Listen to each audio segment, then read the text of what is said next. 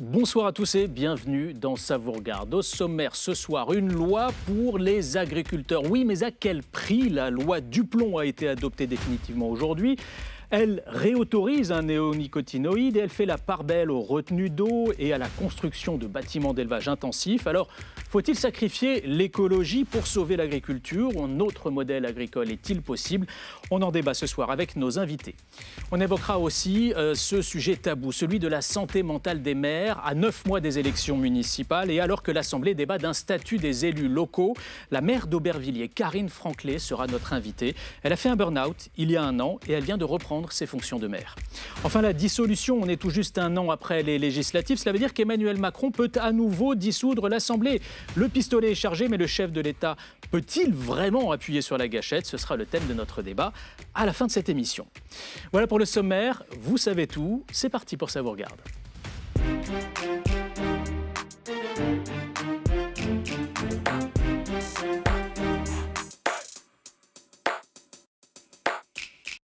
Mais d'abord, on ne pouvait pas commencer cette émission sans rendre hommage à Olivier Marleix, député d'Eure-et-Loir, ancien président du groupe Les Républicains à l'Assemblée, figure respectée de l'hémicycle. Il est décédé hier à l'âge de 54 ans.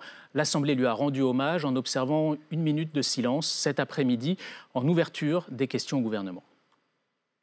La vie politique peut être dure. Derrière les apparences qui protègent, derrière les sourires qu'on affiche parfois comme des armures, derrière les silences qu'on ne comprend pas toujours, on sous-estime toujours la solitude des êtres. Mais Olivier, tu n'es pas seul. Tu n'es pas seul. Tu comptes ici des compagnons fidèles, des amis qui perpétueront ta mémoire, celle d'un homme droit qui a dédié sa vie à l'honneur et à l'amour de son pays.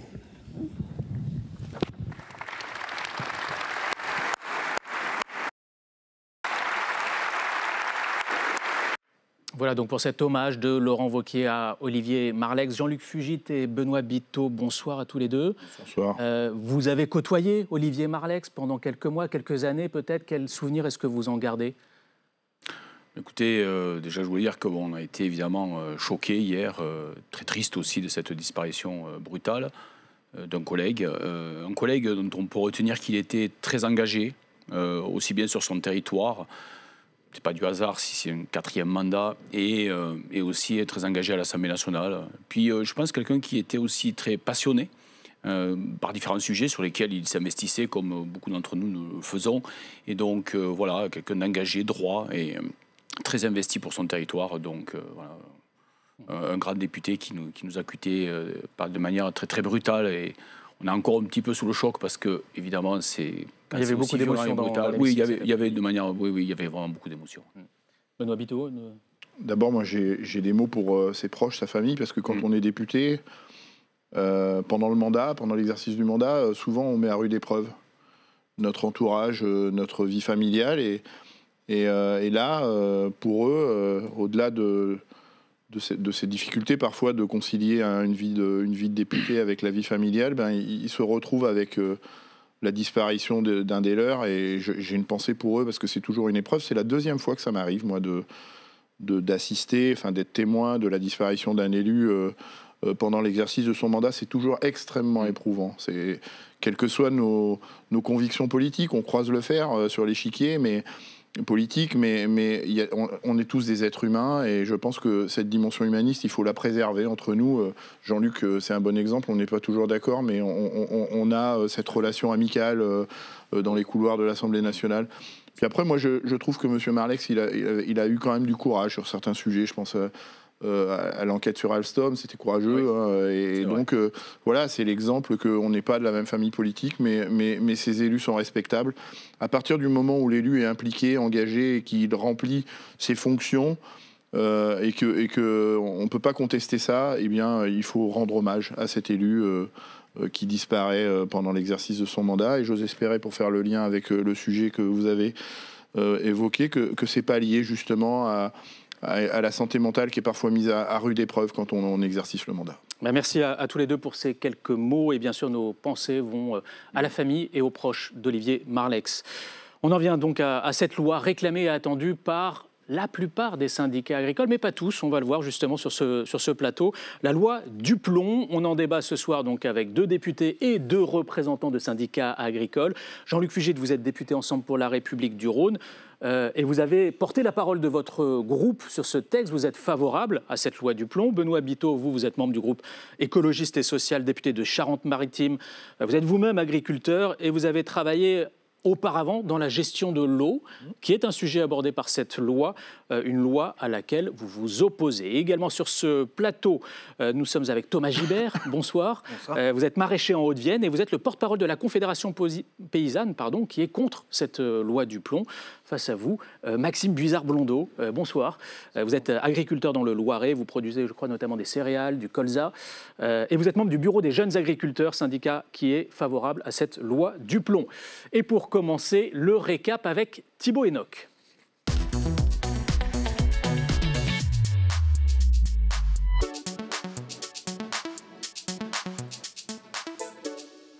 Bonsoir Thibaut. Bonsoir Clément, bonsoir à tous. Cette proposition de loi Duplon a donc été adoptée par l'Assemblée il y a quelques instants. Oui, loi Duplon ou loi Poison, loi Duplon du nom de son auteur, loi Poison selon ses détracteurs. Ce texte, en tout cas plus sobrement intitulé « Loi visant à lever les contraintes à l'exercice du métier d'agriculteur » vient effectivement d'achever un parcours parlementaire mouvementé de 8 mois par un vote définitif cet après-midi à l'Assemblée. 316 voix pour, 223 voix contre. Quelques minutes plus tôt, la ministre de l'Agriculture défendait un texte nécessaire à ses yeux. C'est la souveraineté alimentaire de la France, son indépendance qui sont menacées. Nos agriculteurs ne demandent pas de passe-droit, mais l'équité. Ils ne veulent plus subir des distorsions de concurrence issues de surtranspositions nationales injustifiées. Une adoption très large qui masque cependant de profondes divisions. Majoritairement soutenu par le socle commun, le Rassemblement national, le texte était vilipendé par la gauche. Mais il a aussi fracturé le gouvernement. La ministre de l'écologie, Agnès Pannier-Runacher, bataillant avec la ministre de l'Agriculture avant de s'incliner. Alors justement, de quoi parle-t-on sur le fond ? 8 articles, dont 2 en particulier, concentrent les critiques. Le plus contesté, la réintroduction de l'acétamipride, un pesticide de la famille des néonicotinoïdes dont l'usage était interdit en France depuis 2020, mais pas ailleurs en Europe. L'insecticide pourra être utilisé en cas d'alternative insuffisante, précise le texte, avec une clause de revoyure à 3 ans. Les producteurs de noisettes, de betteraves ou de kiwis, par exemple, pourraient en profiter. Deuxième mesure très critiquée, elle concerne les stockages d'eau qui bénéficieront d'une présomption d'intérêt général majeur, de quoi faciliter l'installation de méga-bassines, notamment autre bête noire des écologistes. Pour protester contre ces mesures, ces derniers organisaient d'ailleurs cet après-midi une conférence de presse en présence de médecins, de scientifiques et de victimes de maladies dues aux pesticides. La loi Duplon, si elle est votée, c'est un détonateur. Répandre de l'acétamipride sur 500 000 hectares en France, ça va signifier contaminer à leur insu des milliers de personnes qui vont développer des pathologies.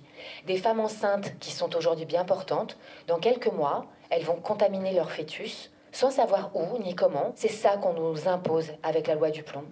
Des risques pour la santé qui divisent aussi le monde agricole. Près de l'Assemblée, la Confédération paysanne participait à un rassemblement aujourd'hui contre la loi. On ne pouvait pas ne pas être là pour aller jusqu'au bout du bout, quoi. Montrer que non, le monde paysan n'est pas derrière cette loi et que ce projet de loi, en fait, ne répond en rien aux attentes des agriculteurs et des agricultrices. Des agriculteurs contre la loi, des images qui répondaient à d'autres. Il y a quelques semaines, des tracteurs étaient devant le Palais Bourbon pour faire pression sur les députés en faveur de l'adoption. Cette fois, c'est la FNSEA qui était à la manœuvre, le principal syndicat agricole qui se félicite ce soir de l'adoption définitive de la loi. Mais attention, ses opposants ne désarment pas. Les députés de gauche ont annoncé qu'ils allaient saisir le Conseil constitutionnel pour tenter de faire invalider ces dispositions. Merci beaucoup Thibaut Enoch. Maxime Buizard-Blondeau, on vient de revoir ces images là devant le Palais Bourbon il y a quelques mois. On se souvient il y a 1 an et demi de ces tracteurs qui ont bloqué la France. Votre syndicat, il a participé à ce mouvement-là pour réclamer moins de normes, moins de contraintes environnementales et puis aussi une meilleure rémunération de votre travail. Est-ce que la loi Duplon aujourd'hui, elle répond à vos attentes sur ces différents points ? Déjà, on peut se féliciter que, pour une fois, les parlementaires aient tenu des promesses qui avaient été faites par des parlementaires du mandat d'avant. En l'occurrence, les mobilisations agricoles de l'hiver 2023-2024, ce n'est pas les mobilisations des syndicats, c'est des mobilisations des agriculteurs qui ont exprimé un ras-le-bol très large de contraintes déloyales entre nos règles nationales et les règles européennes. Et de ce point de vue-là, la PPL Duplon participe à lever ces contraintes et à nous mettre un peu plus sur un pied d'égalité avec nos concurrents européens. Donc oui, c'est une avancée, c'est insuffisant. On a eu une autre avancée au mois de mars avec la loi d'orientation agricole qui a favorisé notamment l'installation en agriculture. Là, on a sur la question des rémunérations, parce que c'était quand même le principal sujet de préoccupation, si je me souviens bien, quand on consultait les agriculteurs à l'époque. Ce qui est sûr, c'est que ce n'est pas l'État qui va rémunérer les agriculteurs. Ce qu'on veut, nous, c'est des moyens de production qui soient cohérents au sein du marché européen.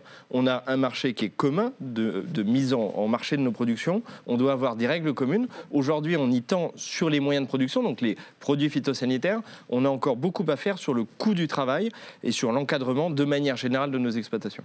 Thomas Gibert, vous êtes donc au sein de la Confédération paysanne, dans un syndicat d'agriculteurs qui s'oppose à cette loi. Qu'est-ce que vous lui reprochez globalement? Déjà, je voudrais rappeler un peu l'historique de cette proposition de loi. Il faut quand même rappeler qu'elle existait, qu'elle a déjà été présentée 1 an avant les colères agricoles sous un autre nom, qui était le nom pour une proposition de loi pour la compétitivité de la ferme France. Donc quand on nous fait croire que cette proposition de loi a été proposée pour répondre aux colères agricoles, ça commence à clairement nous énerver. Donc oui, parce que en fait, cette proposition de loi, on le sait très bien, elle ne répond en rien à notre revendication principale qui est de vivre dignement de notre métier pour l'ensemble des paysans et des paysannes. Elle va profiter qu'à une petite poignée d'agriculteurs, toujours les mêmes, qui sont poussés par les dirigeants de la FNSEA qui, comme à chaque fois, ne défendent que leurs propres intérêts et non que au détriment. C'est un certain modèle d'agriculture qui est défendu par cette loi pour vous? Bien entendu. Là, on est vraiment sur une proposition de loi qui pousse à l'avènement d'un nouveau modèle agricole dont personne ne veut. Un modèle d'agriculture de firme sans paysans, tenu par quelques financiers, à la tête d'immenses fermes de plusieurs centaines d'hectares, voire de plusieurs milliers d'hectares, qui s'accaparent tout, le foncier, les aides publiques, la ressource en eau, et tout ça au détriment du nombre de paysans dans les campagnes, au détriment de la santé des paysans et des paysannes eux-mêmes, puisque, je le rappelle, c'est eux et les salariés agricoles qui appliquent ces pesticides-là. Donc c'est au détriment de la santé des paysans et des paysannes. Et je me rentrer justement dans le contenu de cette loi. Un syndicat agricole peut mettre sous le tapis les milliers de cancers. Alors, on va en parler. On aborde le sujet. Clairement, aujourd'hui, on est clairement opposés. Alors, on va aborder la question de mesurer respectueux. Yvalette, vous en faites pas. On va aborder cet enjeu de l'acétamipride, du nom donc de ce néonicotinoïde. Jean-Luc Fugit, est-ce que vous pouvez mettre les choses au clair déjà? Est-ce que c'est bien le seul néonicotinoïde qui est réautorisé par cette loi? Et quelles cultures vont être concernées? Pour combien de temps?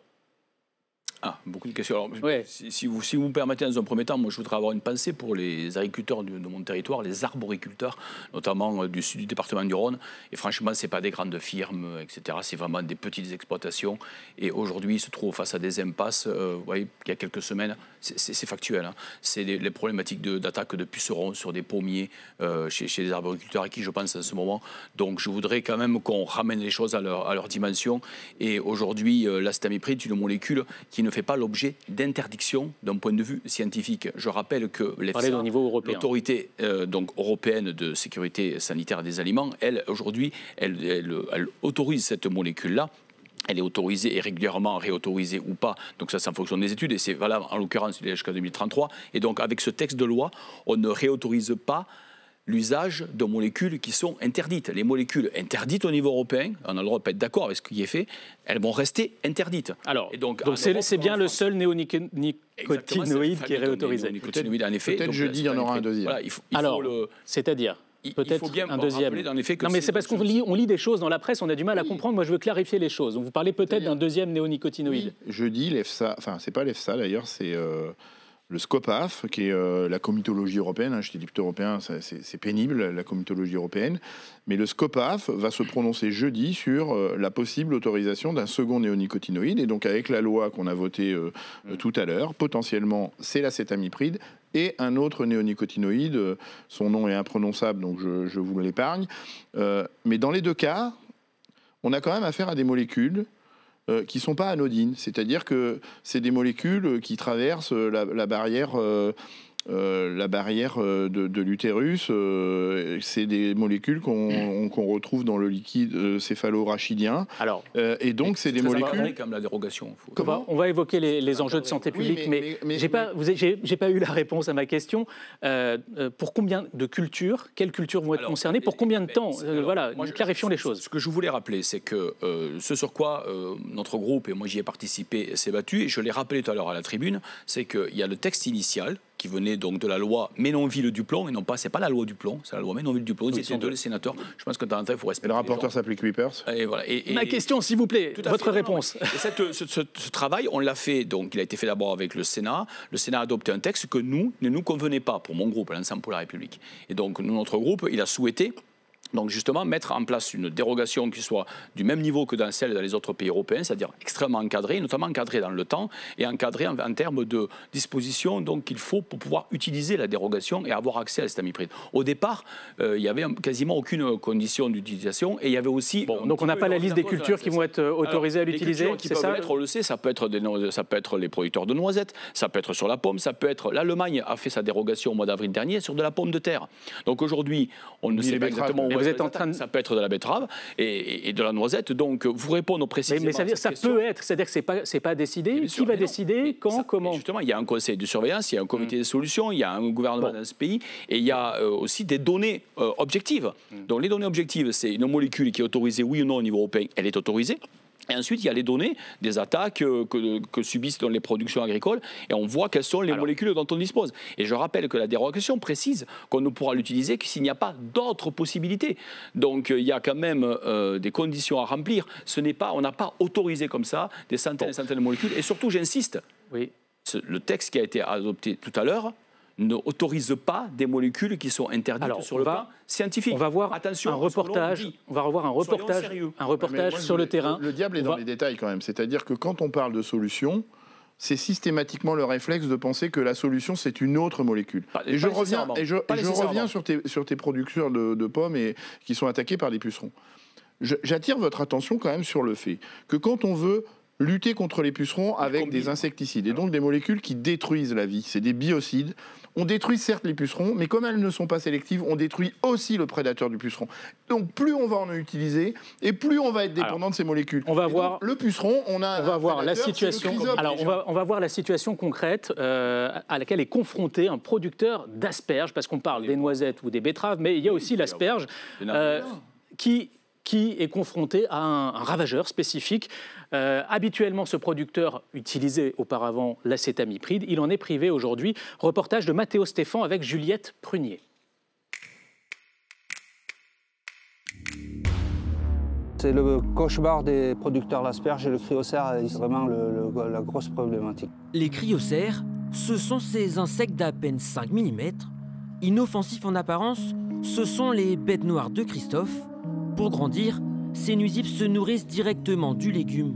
Cette petite larve, elle va migrer et en passant, elle va dévorer toute la partie verte de la plante, de sorte qu'il ne restera que le squelette complètement sec. Elle va manger tout l'épiderme, tout le verre, jusqu'au pied, jusqu'en bas, et la plante va complètement se dessécher. Sur ces 60 hectares, Christophe a perdu l'année dernière jusqu'à 20% de sa récolte. Pourtant, un traitement naturel est pulvérisé plusieurs fois par mois sur ces plantations, sans résultat. Aujourd'hui, on a quelques solutions, mais avec des produits qui ont très peu d'efficacité, qu'il faut renouveler, il faut repasser tous les 8 à 10 jours, mais avec des soucis de résistance qui commencent à apparaître sur certaines parcelles. Et on est de plus en plus démunis par rapport à ce problème qui est gravissime pour nous. Depuis 2018, la France interdit l'utilisation de l'acétamipride. Christophe et toute la filière dénoncent une distorsion de concurrence. Un tiers des asperges consommées est aujourd'hui importé à des prix largement inférieurs. Économiquement, ça ne vaut plus le coup de faire de l'asperge. On n'a pas assez d'argent, ne serait-ce que pour rémunérer nos salariés. Et après, derrière, pour pouvoir dégager une marge pour pouvoir vivre de notre travail. Pour survivre, Christophe et les producteurs d'asperges, mais aussi la filière de la noisette, réclament le retour de l'acétamipride sur leur plantation. Thomas Gibert, j'imagine que vous avez des producteurs d'asperges dans votre syndicat. Comment est-ce qu'ils font? Est-ce qu'ils arrivent à produire des asperges sans néonicotinoïdes ou est-ce qu'ils sont confrontés aux mêmes problématiques que ce producteur? Bien entendu, moi je suis maraîcher bio, donc je suis bien placé pour savoir qu'il est possible de produire des asperges en agriculture biologique. Ce qu'il faut bien comprendre, c'est qu'en agriculture, il n'y a pas d'impasse technique, il n'y a que des freins économiques. C'est-à-dire qu'aujourd'hui, le problème, c'est qu'on est en concurrence sur le marché international qui tire toujours plus les prix vers le bas. Et forcément, on est en concurrence et donc on a comme seule arme de concurrence sur ce marché international le pesticide.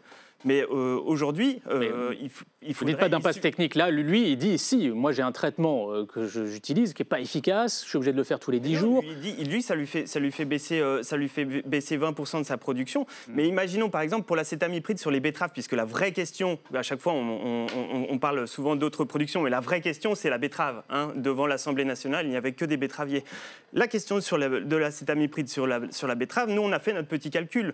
En gros, il faudrait baisser il faudrait augmenter de 12% le prix de la betterave pour pouvoir compenser les pertes liées aux pucerons et à la jaunisse et qui sont traitées par l'acétamipride. On ne va quand même pas nous faire croire que la France ne serait pas capable de mettre en place des outils de régulation qui permettent ce rééquilibrage minime du prix ou alors mettre de la pression sur l'agro-industrie sucrière qui se gave sur le dos des paysans et des paysannes depuis des décennies et des décennies. Alors la betterave sucrière, c'est une grosse filière en France.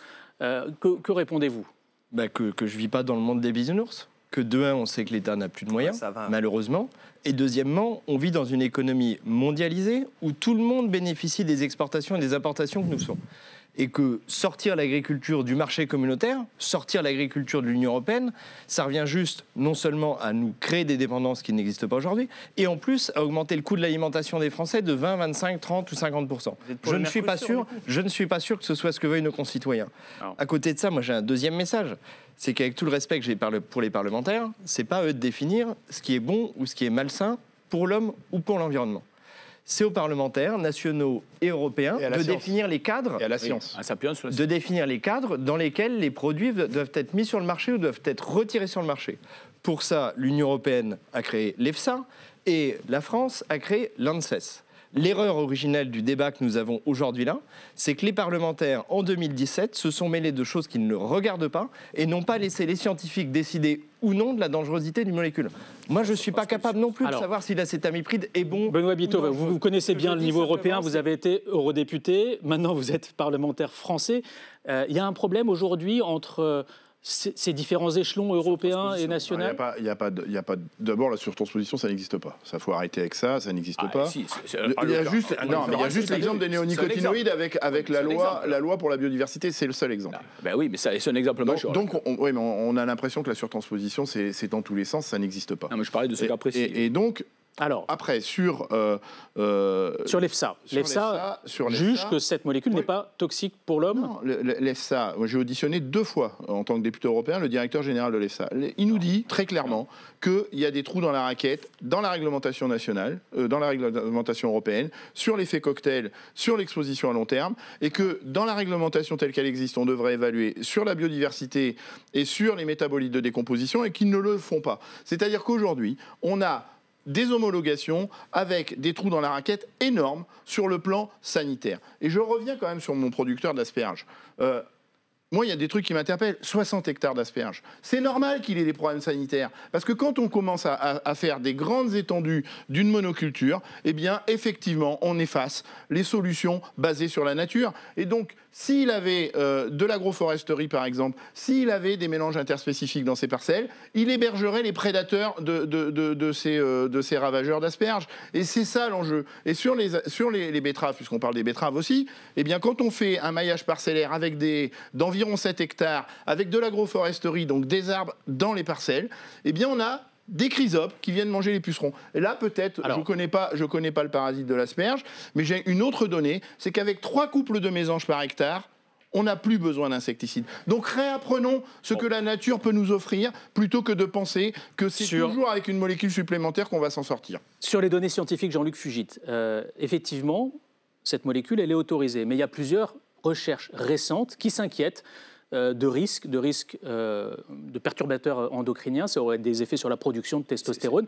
Et puis surtout, ça a été retrouvé dans le liquide céphalo-rachidien, donc qui est autour de notre cerveau, de plusieurs enfants en Suisse et en Chine chez des adultes. Après, il faudrait regarder d'où ça vient, donc, la traçabilité. Il y a des alertes qui sont lancées aujourd'hui par les scientifiques. Vous en faites quoi, vous, aujourd'hui? Est-ce que le principe de précaution ne voudrait pas qu'on retire cette molécule? Les scientifiques aujourd'hui, enfin déjà dans le domaine agricole, moi je ne connais pas d'agriculteurs qui utilisent les molécules par plaisir. Et donc on sait très bien qu'il y a des évolutions, il y a déjà moins de produits phyto qui sont utilisés qu'il y a quelques années. Il y a eu des avancées avec moins de CMR, etc. J'ai moi-même d'ailleurs cancérogènes, mutagènes et reprotoxiques.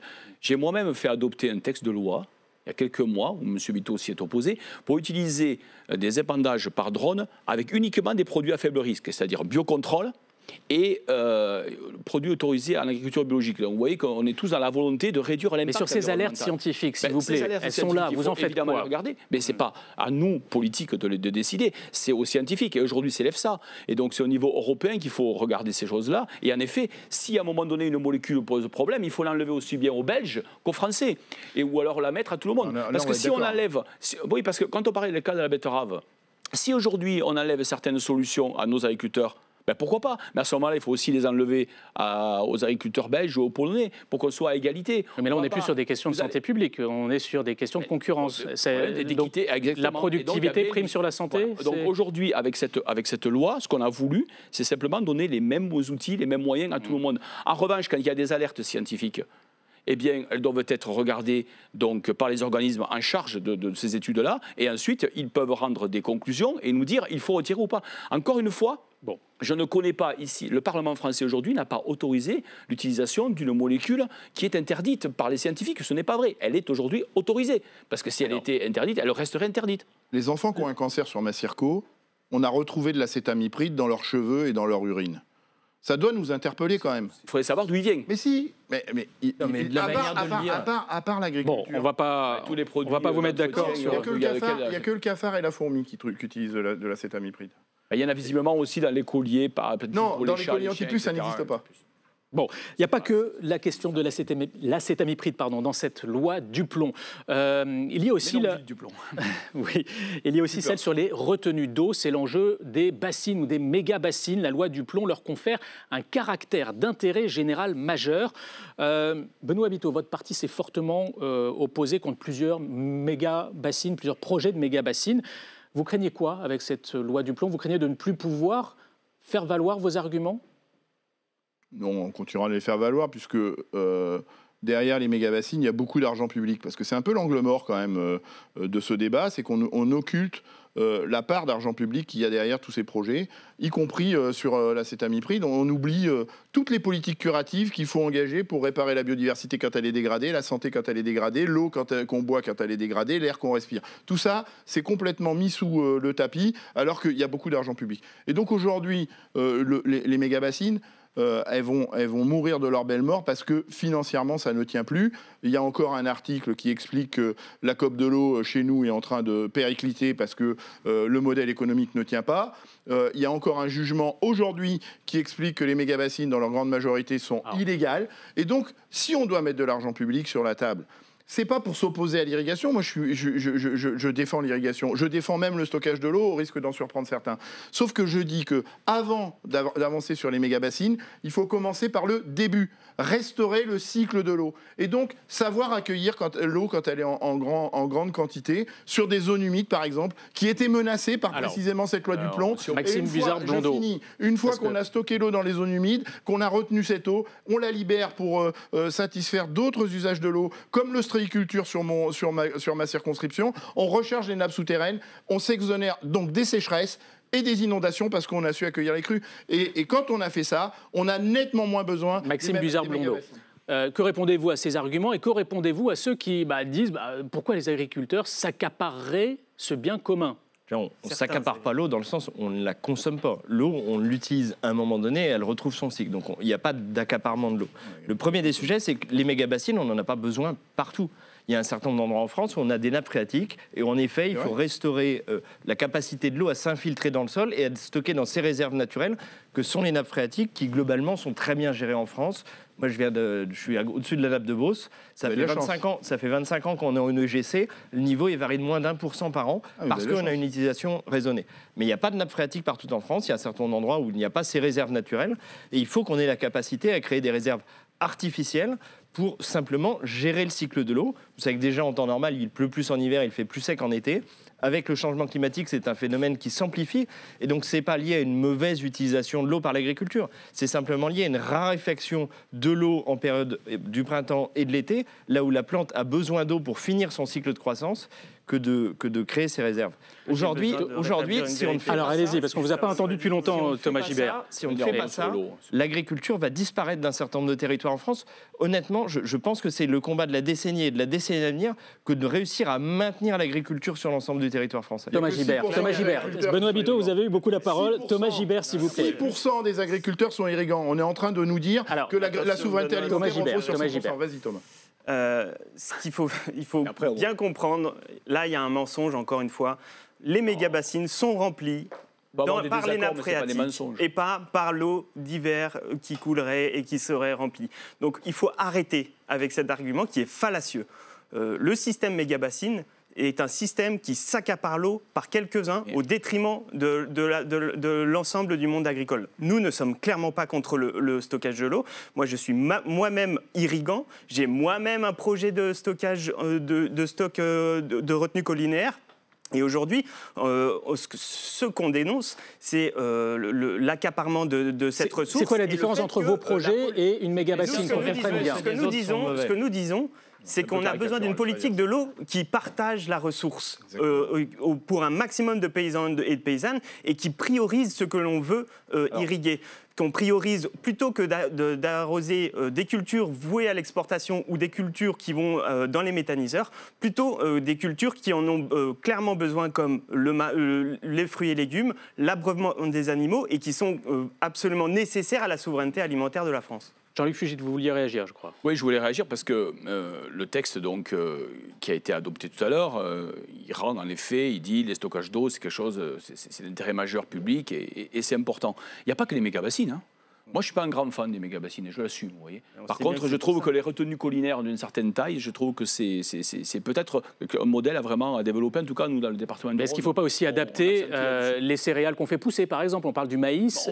Il peut y avoir des évolutions. Qui a besoin de beaucoup d'eau l'été. Moi, dans ma circonscription, par exemple, on a des gens qui ont arrêté, j'ai des agriculteurs qui ont arrêté de faire du maïs, qui font plus de lentilles aujourd'hui, voilà, etc. Il y a des évolutions, il faut les accompagner. Petite remarque, notre groupe, donc, quand on a négocié dans la commission mixte paritaire pour se mettre d'accord sur ce texte avec le Sénat, notre groupe, sous l'impulsion que j'ai un petit peu portée, on a souhaité retirer tous les aspects attaques un petit peu, entre guillemets, sur les zones humides et qui étaient dans le texte initial. Donc tout ça pour dire qu'on a essayé de faire un texte équilibré, un texte intéressant, et je regrette d'ailleurs qu'on n'ait pas pu aller jusqu'à protéger un peu plus les captages d'eau, tel que notre groupe le portait, avec notamment la proposition de ma collègue Sandrine Lefort. Alors, on arrive au terme du débat. La question de l'eau, vous avez la question de la souveraineté derrière pour la production. Et aujourd'hui, moi je le vois dans le sud du Rhône, les agriculteurs qui ont maraîchers, arboriculteurs, etc., qui ont accès à l'eau, eh bien, ils sont aujourd'hui, entre guillemets, en meilleure situation que les autres. Merci Jean-Luc Fugit. C'est important de Merci beaucoup. 60% des volumes d'eau vont vers le maïs. 60% des volumes d'eau vont vers le maïs. Et pendant ce temps, on a des fruits et légumes qui mériteraient d'être irrigués.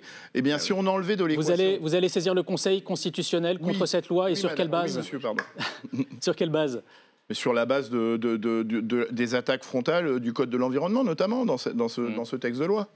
Merci à tous les quatre d'être venus débattre sur ce plateau. C'est la fin de ce débat sur la loi du plomb, mais pas sur les dossiers agricoles. Dans l'actualité politique des semaines à venir, il y a notamment la politique agricole commune qui est un sujet de préoccupation partagé par vos deux syndicats pour le coup.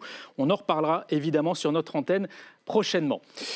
À 9 mois des municipales, on se penche à présent sur la santé mentale des maires avec la maire d'Aubervilliers. Bonsoir Karine Franclet. Bonsoir. Il y a un an, vous avez fait un burn-out, vous avez fini par vous mettre en arrêt maladie pour vous soigner. Vous êtes revenu il y a quelques semaines. Votre témoignage est précieux car cela reste un sujet tabou. Thibaut Enoch. Si on vous invite, Karine Franclet, c'est que vous faites partie de ces élus qui n'en peuvent plus. Maire d'Aubervilliers en Seine-Saint-Denis depuis 2020, vous avez annoncé en février dernier vous mettre temporairement en retrait de vos fonctions, décrivant une forme de burn-out municipal. Ces derniers mois, j'ai senti une fatigue profonde s'emparer de moi, insidieusement. J'ai voulu ignorer les signes, avancer coûte que coûte, comme on l'attend d'un élu, avec l'exigence que suppose mon engagement, jusqu'à ce que mes limites s'imposent à moi.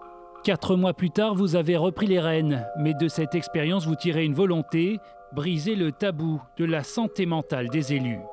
Car votre cas n'est pas isolé, le phénomène ne cesse de croître. Il y a une expression d'exaspération croissante. Il y a 41 démissions de maires par mois depuis le début du mandat. C'est 2 fois plus que la décennie précédente.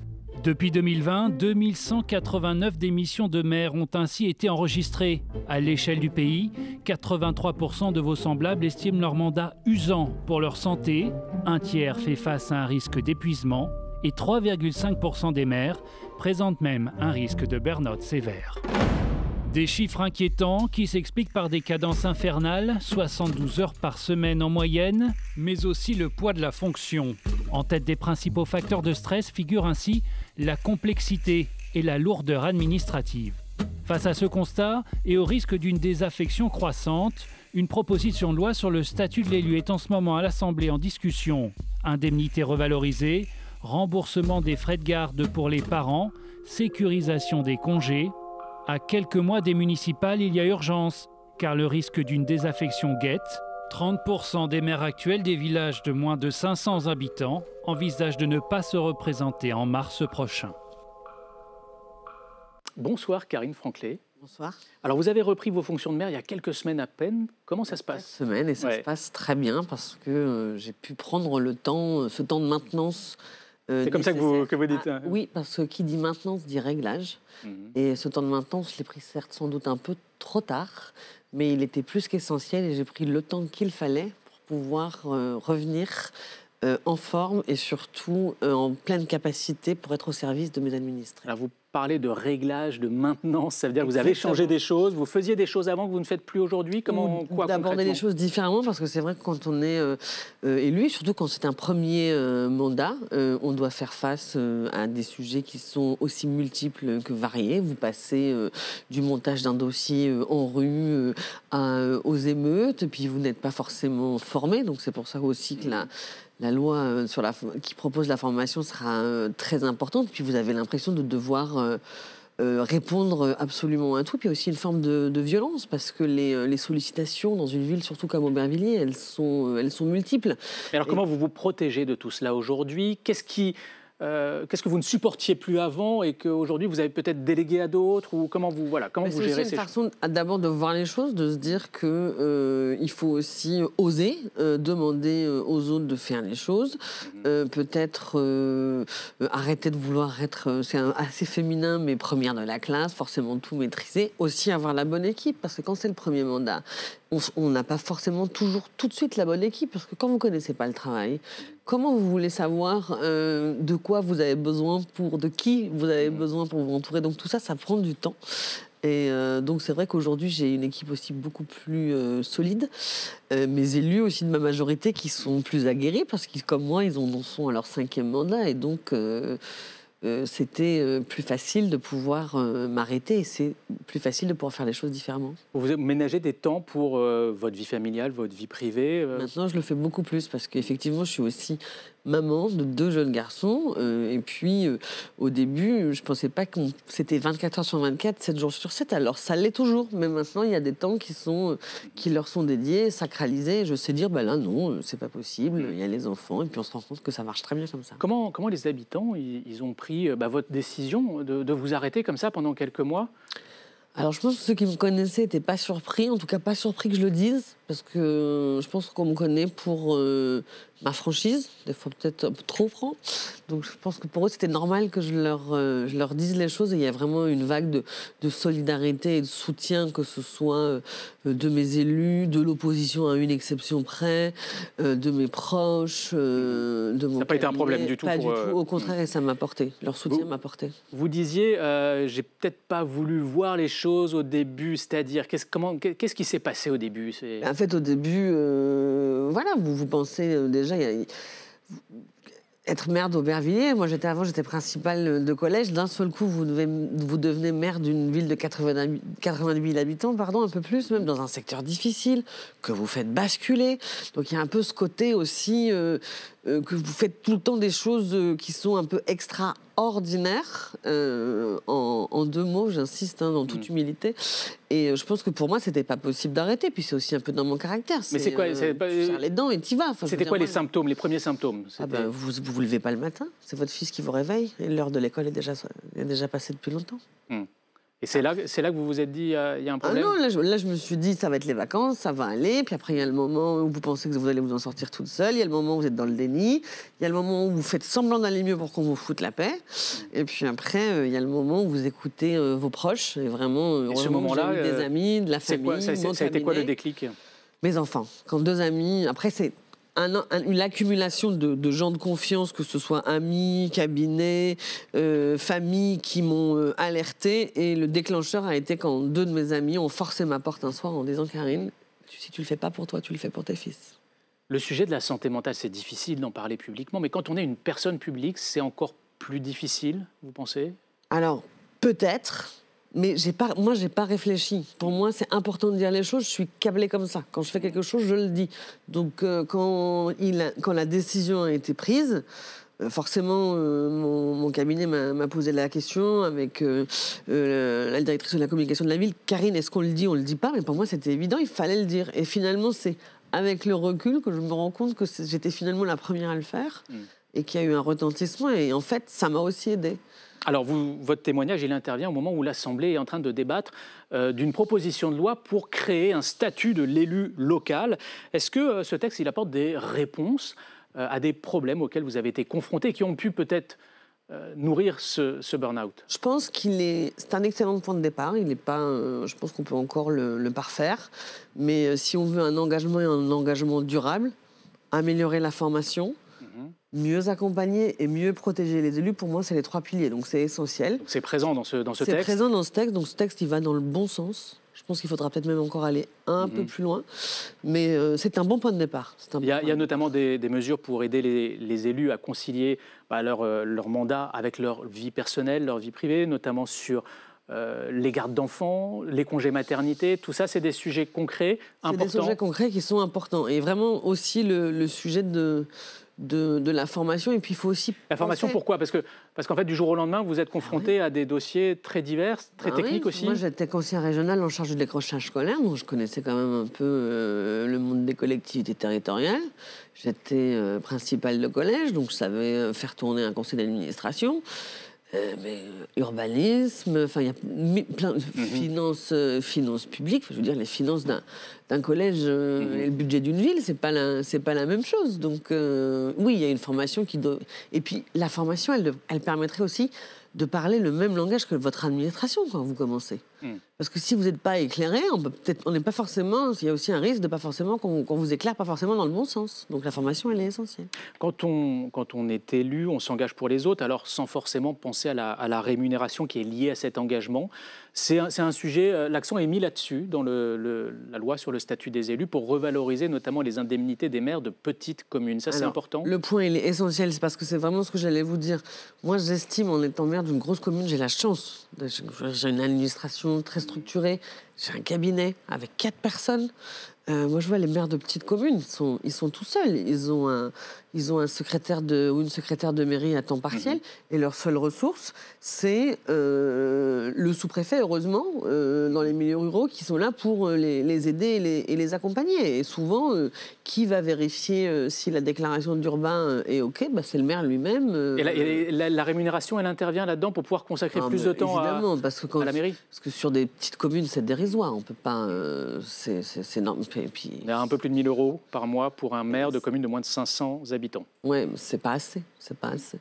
Il y a un chiffre assez marquant qui a été rendu public le mois dernier par le CEVIPOF. 2189 maires ont démissionné de leur mandat entre 2020 et 2025. Ça représente 6% des maires. C'est un niveau sans précédent. Comment est-ce que vous l'expliquez, vous? Ça évoque c'est un symptôme. Je veux dire, ça prouve que quand l'élu n'est pas ni protégé, ni formé, ni accompagné, mais c'est la démocratie qui est fragilisée. Quand on rentre plus en détail sur les raisons de ces démissions, alors les élus citent par ordre d'importance les trop fortes exigences de leurs citoyens, de leurs administrés, les relations complexes avec les services de l'État, difficulté à concilier le mandat et la vie personnelle, et enfin le sentiment d'insécurité et de surexposition face au comportement des administrés.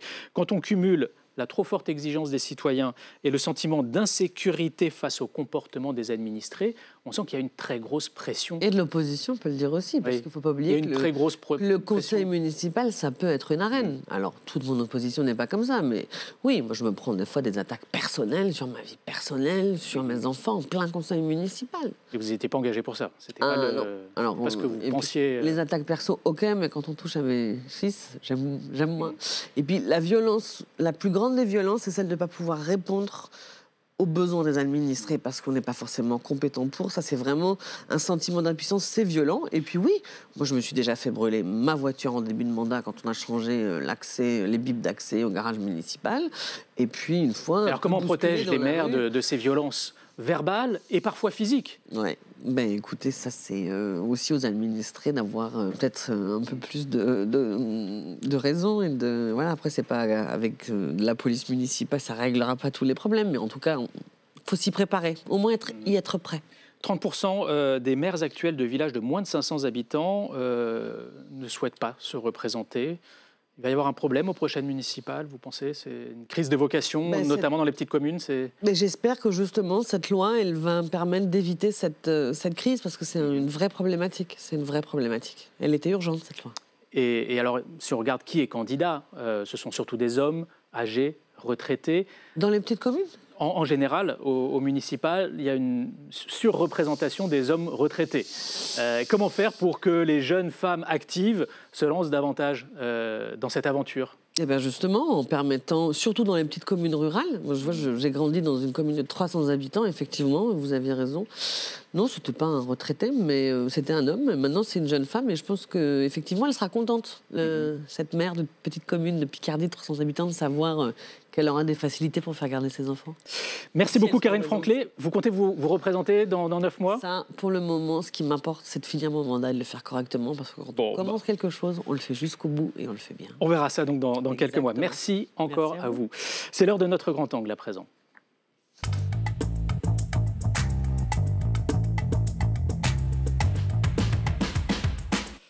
Et on accueille ce soir Stéphanie Despierres et Antoine Oberdorf. Bonsoir à tous les deux. Stéphanie, vous êtes journaliste parlementaire à LCP et Antoine, journaliste politique à l'Opinion.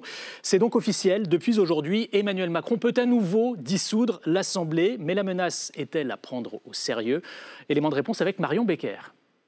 J'ai décidé de vous redonner le choix de notre avenir parlementaire par le vote. Je dissous donc ce soir l'Assemblée nationale. C'était il y a un peu plus d'un an. Le choc de la dissolution place désormais au réarmement institutionnel. Emmanuel Macron peut à nouveau dissoudre une menace à peine voilée dont il se sert pour revenir et reprendre la main dans le jeu politique. Ce week-end, pour le 10e anniversaire des Jeunes avec Macron. Mais j'ai aussi besoin de vous pour dans 2 ans, pour dans 5 ans, pour dans 10 ans, parce que vous serez là. Ou lorsqu'il préside une réunion sur le budget.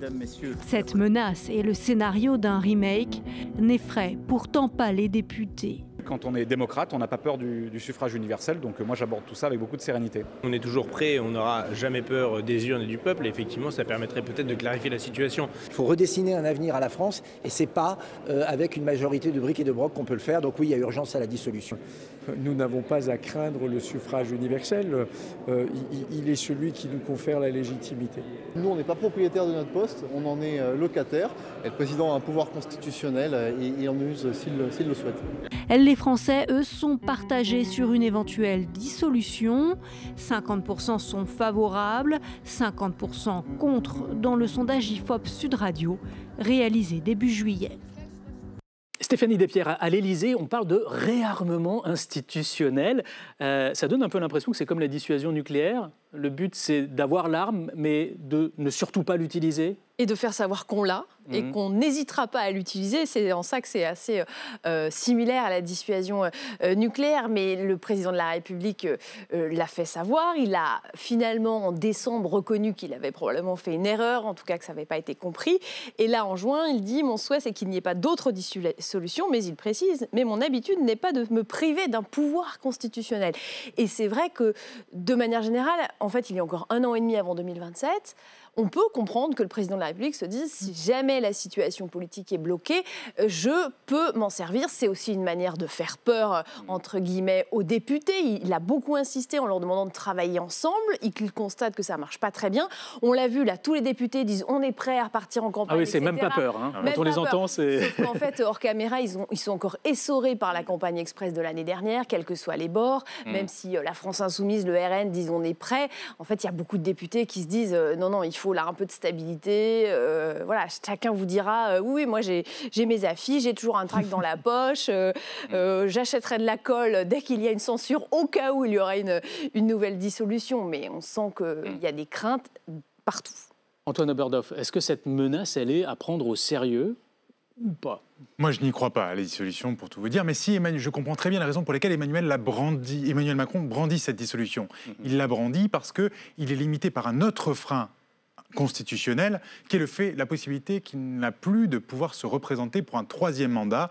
On le sait depuis la réforme constitutionnelle de 2008, un président est limité dans l'exercice à 2 mandats. Il a donc besoin d'exister, Emmanuel Macron. On voit combien autour de lui les chevaux sont lâchés, les ambitions présidentielles sont libérées par cette impossibilité juridique qui est la sienne. Édouard Philippe, Gabriel Attal.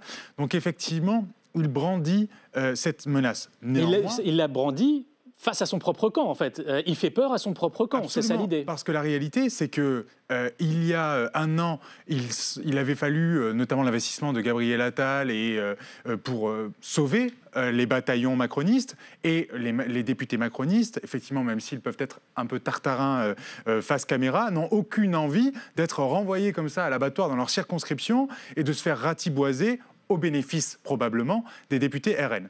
Donc véritablement, et par ailleurs, cette dissolution ne résoudrait rien aux problèmes institutionnels et à la paralysie que nous observons maintenant.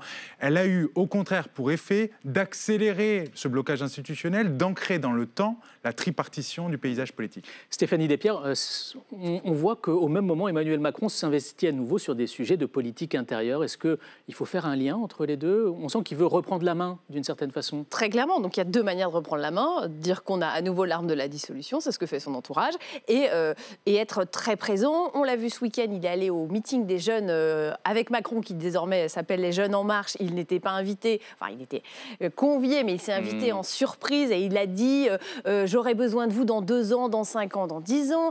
Il a fait un conseil de défense hier sur l'entrisme islamiste. Il a réuni les ministres pour parler du budget. On sent qu'il a envie de reprendre du poids sur la scène. Il a recadré aussi François Bayrou. Il a recadré François Bayrou en lui demandant de recadrer ses ministres. Il recadre les ministres en leur disant occupez-vous de vos affaires. On sent que la situation politique intérieure l'agace et qu'il a envie de s'en mêler pour justement que soit que ça aille plus vite, soit que ce soit plus clair. Donc on sent bien ça. Et ça, et la dissolution, c'est une manière de dire regardez, je suis là. Et depuis quelques jours, il ne fait que ça, de dire je suis encore là 1 an et demi et je ne vais pas laisser le pays aller à volo. Alors si on passe en revue les différents partis de l'opposition, on commence par le Rassemblement national. Officiellement, il la réclame, cette dissolution, mais dans les faits, est-ce que c'est vraiment un souhait, un désir profond? Le premier réflexe des commentateurs après la condamnation de Marine Le Pen en première instance à une peine d'inéligibilité a été de dire que le Rassemblement national n'avait plus intérêt à la dissolution, précisément parce qu'elle ne pourrait plus se représenter. Ce que l'on voit et ce qu'on écoutait encore ce matin dans la bouche de l'un des lieutenants de Marine Le Pen, Jean-Philippe Tanguy, c'est que Marine Le Pen, tout comme Jean-Luc Mélenchon, qui est en retrait de l'Assemblée nationale, n'a pas besoin de son mandat de député pour exister politiquement. Donc le Rassemblement national, il est possible qu'à l'automne, et compte tenu de la saignée budgétaire qui s'annonce, ait intérêt à pousser les feux d'abord de la censure de François Bayrou et appelle à une dissolution sûre de ses forces. Et de fait, François Bayrou, ayant perdu ce lien fragile qui l'unissait aux socialistes sur la non-censure, s'est placé dans les mains du Rassemblement national. Donc ce n'est pas un problème pour le Rassemblement national si Marine Le Pen ne peut pas se représenter en cas de dissolution. Même un mode de scrutin constant. On sait qu'ils veulent éventuellement la proportionnelle. On sait que précédemment, aux législatives anticipées, les triangulaires leur avaient coûté cher et que le Front républicain avait quand même tenu les privant de fait d'une majorité absolue. Mais ils ont envie de retenter l'expérience, d'autant que, imaginez un instant, un Jordan Bardella arrivant moins d'1 an avant l'échéance de 2027 à Matignon ne pourrait pas véritablement être tenu comptable des orientations prises et puis éventuellement de la paralysie du pays. 1 an, ça ne suffit pas pour faire quoi que ce soit. Stéphanie Despierres, sur le Rassemblement national, ils en disent quoi les députés avec qui vous en parlez ?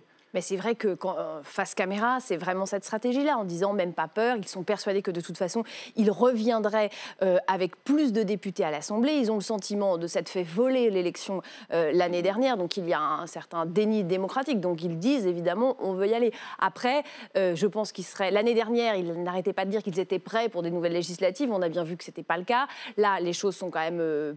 organisé plus en amont, donc il serait probablement plus prêt que la dernière fois. Après, certains dans le bloc central se rassurent en disant oui, mais probablement on aurait plus de députés RN, mais ça ne réglerait pas le problème de l'éclatement du paysage politique. Donc, ils essaient de se rassurer comme ça. Ce qu'il faut raconter aussi qui est intéressant, c'est qu'il y a un moment, des ministres et des proches d'Emmanuel Macron avaient essayé de le persuader de dire très clairement qu'il n'utiliserait plus la dissolution, justement pour couper l'herbe sous le pied du Rassemblement national et pour permettre au Parti socialiste de peut-être se dégager un peu plus de la France insoumise. Alors, on va en parler du Parti socialiste, parce que c'est une autre question.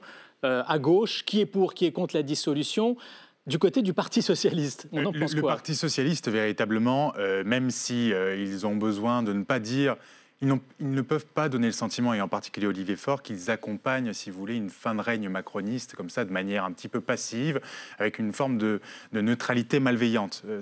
Sur le plan politique, on ne peut pas marketer cela. En revanche, dans les faits, le Parti socialiste a plus qu'intérêt au statu quo jusqu'en 2027. S'il y avait une dissolution, il serait obligé, nécessité faisant loi, de faire de nouveau une alliance avec la France insoumise pour ne pas perdre leur bataillon parlementaire. Et donc, ils se verraient de nouveau accusés de compromission.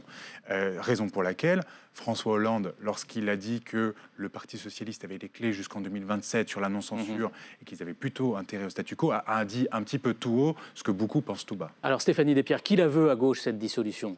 La France insoumise, très clairement, parce qu'ils ont un peu le même sentiment que le Rassemblement national. Ils estiment qu'ils avaient la première force politique du pays avec toute la gauche, avec le nouveau Front populaire, qu'il aurait dû y avoir la nomination d'un Premier ministre de gauche. Eux, ils savent qu'ils sont en dynamique, donc ils espèrent, même si on voit que parfois les sondages se tassent pour eux, ils sont persuadés que ça pourrait leur être favorable et ils sont dans leur logique de toute façon de renverser la table. Donc le plus tôt, c'est le mieux. Après, vu les difficultés à gauche, on n'est pas sûr que ça tiendrait quand même clairement un Premier ministre de gauche jusqu'en 2027. Eh ben, merci à tous les deux pour votre éclairage sur cette question d'une hypothétique dissolution. On va déjà voir ce qu'il en est de la censure à la rentrée avec ce débat budgétaire qui s'annonce compliqué pour le gouvernement. Merci à tous les deux. C'est la fin de cette émission. On se retrouve demain sur LCP.